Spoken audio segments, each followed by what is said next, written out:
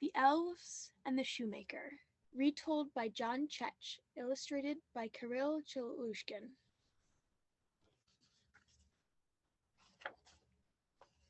The Elves and the Shoemaker.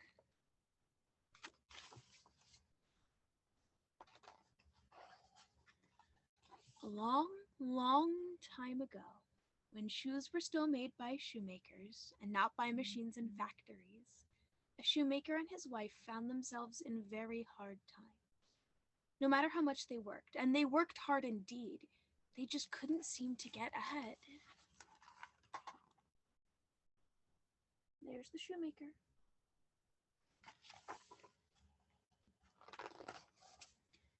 Things became so difficult that finally the shoemaker only had one piece of leather left, just enough to make one pair of shoes.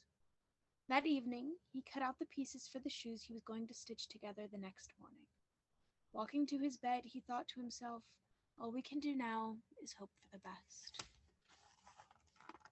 There he is, heading to his bed.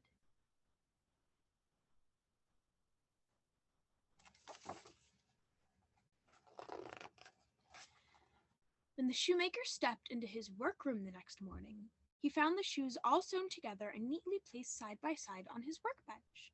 The shoes were marvelous. Everything about them was perfect. I wonder who could have done this, the shoemaker said to his wife, but neither of them had heard a sound in the night. You can see the shoemaker and his wife on this page, and the perfect shoes on that page.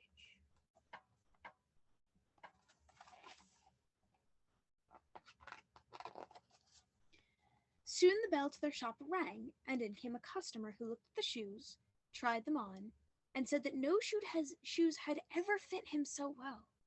He happily gave the shoemaker twice the price he was asking for shoes, and with the money the shoemaker bought enough leather for 2 more pairs of shoes. So here's the shoemaker, and there's the customer that bought the shoes on this page.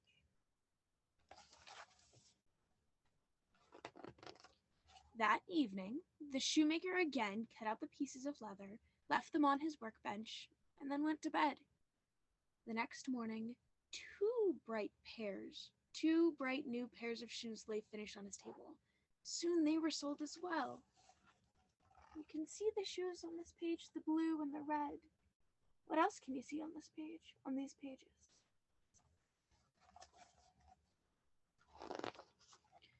This time, the shoemaker bought enough leather to make 4 pairs of shoes, which, like the others, were made overnight. By now, the whole town had begun to buzz about the shoemaker's exceptional shoes, and all 4 pairs were quickly bought. And so it went for weeks and months and into the cold winter. The shoemaker and his wife were busy all the time now. They worked so hard they barely had time to think. You can see all of the people over here in the pairs of shoes. They were so busy. One day, the shoemaker said to his wife, "Let's stay up tonight and see who is doing this wonderful thing for us." They hid themselves in the back of the shop and waited and waited and waited. But eventually they dozed off. They were tired. You can see them falling asleep. You can see the shoemaker.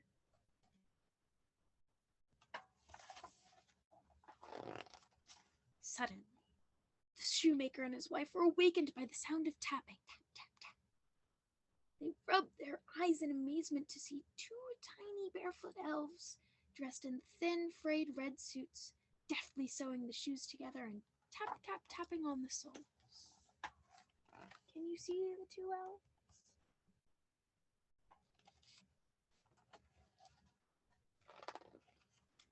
The elves finished their work, lined up the shoes on the bench, and left the shoemaker's shop like 2 whispers in the wind.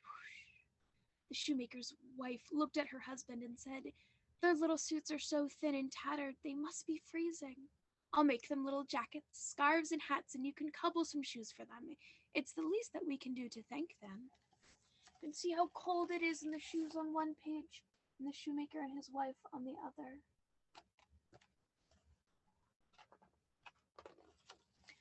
So the shoemaker's wife made each of the elves a smart little suit with tiny gold buttons and scarves and hats of the softest wool, and her husband made them each a pair of perfect shoes.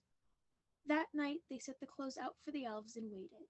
When the elves arrived just before daybreak, they looked at the little suits and began to dance with joy. They tried on their new clothes and admired each other, and they sang, "We look so good, we look so smart, our cobbling days are done. No more leather, no more thread, let's go out and have some fun."